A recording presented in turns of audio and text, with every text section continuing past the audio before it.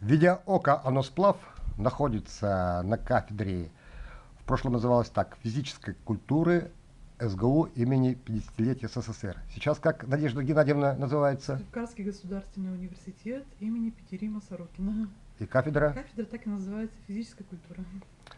Так, Надежда Геннадьевна, скажите, пожалуйста, кого вы бы могли назвать своим любимым учителем, либо любимыми учителями? Одного нет. У меня любимые учителя. Если начинать с моей юности, да, с молодости, совсем юных возрастов, это, конечно же, самый первый мой тренер. Ныне министр спорта Бережной Николай Михайлович. Это моя первая учительница.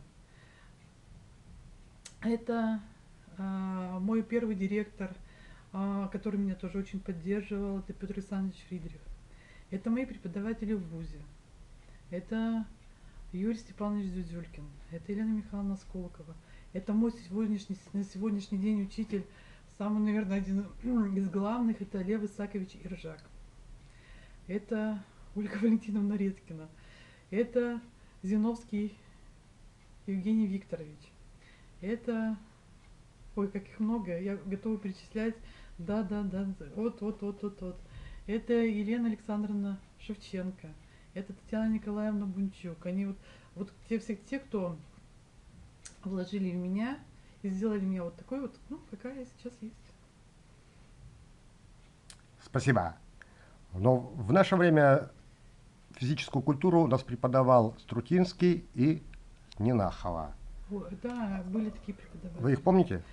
Я Нинахову нет, не помню.